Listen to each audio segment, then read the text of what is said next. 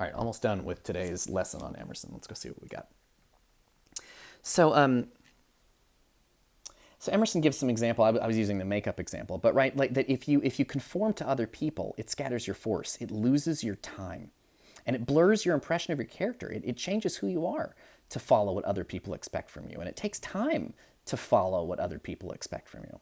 He says, if you maintain a dead church, contribute to a dead Bible society, vote with a great party either for the government or against it, spread your table like base housekeepers, under all these screens, I have difficulty to detect the precise man you are, right? Meaning if you're just doing things like because your group is doing them, I can't tell who you are as a person. I can't tell what kind of individual you are. So like if you spend all day long obsessing about one side of the presidential race, it's like you're right. There's such a huge group against Trump, and there's such a huge group for Trump that if you spend your time in either one of those groups too much, it's like I can't even tell what really matters to you because you just seem like you're a member of that group, and I want to know who you are as an individual. And of course, so much force is withdrawn from your proper life. But do your work and I shall know you, meaning do your own individual thing and I shall know you. Do your work and you shall reinforce yourself. A man must consider what a blind man's buff is, this game of conformity. So blind man's buff it's basically a tag, tag where you just touch another person and they're it. So one person is it and they have to touch someone else and then they become it. But you play it with a blindfold. So it's a children's game where you blindfold somebody and then they play tag. So somebody taps you on the shoulder and then you got to go out there and you got to find the person who tagged you. It's a game for children. So Emerson says, a man must consider what a game for children is, this game of conformity. I know your sect. I anticipate your argument. I hear a preacher announce for his text and his topic the expedience of one of the institutions of his church. Do I not know beforehand that not possibly can he say a new and spontaneous word? Do I not know that, with all this ostentation, fancy, of examining the grounds of the institution, he will do no such thing? Do I not know that he has pledged himself to not look at but one side, the permitted side, not as a man, but as a parish minister? He is a retained attorney, and the airs of the bench are the emptiest affectation. Well, most men have bound their eyes with one or another handkerchief and have attached themselves to some one of those communities of opinion.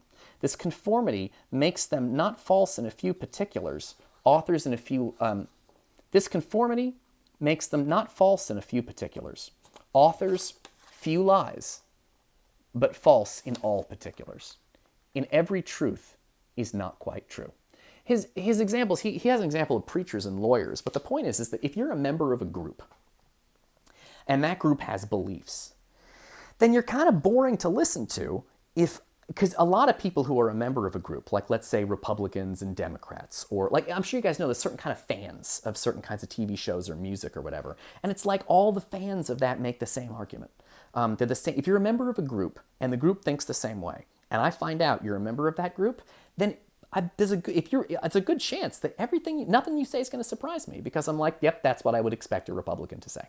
Yep, that's definitely what I would. So like somebody goes, I'm a Republican, and I go, okay. And already in my head, I'm like, I bet they don't believe climate science is real. I bet they don't want to pay higher taxes because they don't like taking care of other people. And I have all these ideas in my head of what Republicans are like.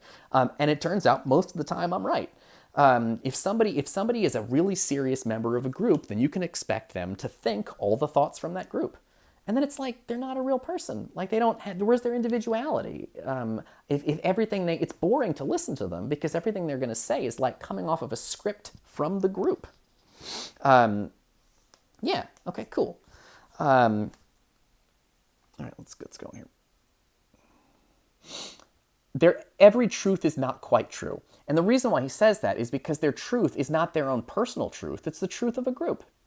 Their two is not the real two. Their four is not the real four, so that every word they say chagrins us, it bothers us.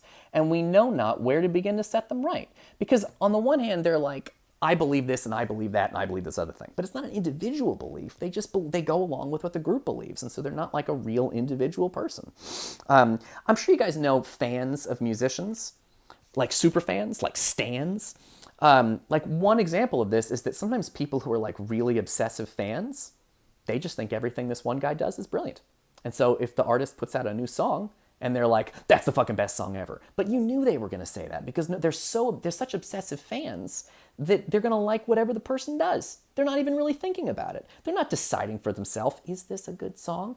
They're going along with the group. And the group says everything this artist does is amazing. And so they just say that. And so there's no surprise to talking to them because they're following along with the other fan. They don't have their own opinion. They have the opinion of the whole fan group. All right, cool. Now, let's see what else we got here. Meantime, nature is not slow to equip us in the prison uniform of the particularity to which we adhere. Meaning if you join a group, it's like putting on a prison uniform. You're locked in. We come to wear one cut of face and figure and acquire by degrees the gentlest asinine expression. We pick up stupid expressions. There is a mortifying experience in particular, which does not fail to wreak itself also in general history. I mean the foolish face of praise, a forced smile which we put on in company where we do not feel at ease to answer to conversation which does not interest us. The muscles, not spontaneously moved, but moved by a low, usurping willfulness, grows tight about the outline of the face with the most disagreeable sensation. He's talking about the kind of smile that you put on in public when you don't really agree with what's going on, but you just want to be nice. You don't want to start a fight. And so you go, oh yeah, no, I see what you mean. Yeah, see the smile, it's not my eyes, it's just here. And I go, yeah, that's a good point. And the reason I'm smiling like this is because I think the person that's talking to me is crazy, but I don't want to start a fight. I don't want to start a whole big dramatic scene. And so I go, yeah, okay. Yeah, I'm a member. Yeah, that's great. Good for you. It's like, and it's not a real smile because it's not coming from the inside. It's coming from sort of my desire to be part of a nice little group. And this group has decided we're all going to get along and be nice today. And so you put on kind of a fake smile. And Emerson hates fakeness. Emerson's very appealing to a lot of my students, I think, because my students want to be real. My students want to be authentic. And Emerson is all about being real and being authentic and being true to yourself. But the problem is that he hates groups so much. And he wants everybody to be individuals. But it's hard. The whole point of society is we're supposed to look out for each other. And so what you end up with is a lot of people who, if everybody in American society is an individual, then it's like everybody in American society is selfish. And you go, well, I think it's a good idea to be selfish. But when you live in a country where every person believes selfishness is a good idea, it makes it very hard to get things done like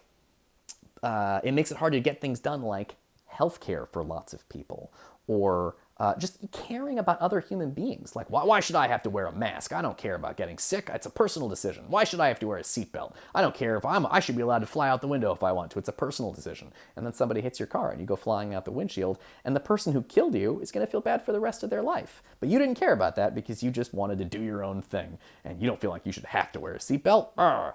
Right? So, because it's a personal choice. So it sounds nice, but there's this whole dangerous edge to it. Okay, cool. This is going really well. All right, we're on the last page here. This is going really good. He says, for nonconformity, the world whips you with its displeasure. Meaning if you don't follow the group, you're going to get in trouble. And therefore, a man must know how to estimate a sour face, right? You got to pay attention to these haters. It's gonna be, if you're a nonconformist, if you're following your own personal self and you refuse to conform, people are going to be mad at you. But the bystanders look askance on him in the public street or the friend's parlor. If this aversation, that doesn't look like a real word, I need to look that up. If this aversation had its origin in contempt and resistance like his own, he might well go home with a sad countenance. But the sour faces of the multitude, like their sweet faces, have no deep cause, but are put on and off as the wind blows and the newspaper directs. So he says it's impossible to really try to fit in with what other people want because people keep changing. So are you going to live your life to try to please other people? Those people will just keep changing and changing and changing and changing, and you'll never please them all. And even if you do please them all, something will change and they'll want something different from you. So this is not going to work. It's not a good plan. All right, I'll see you in the last video of the day.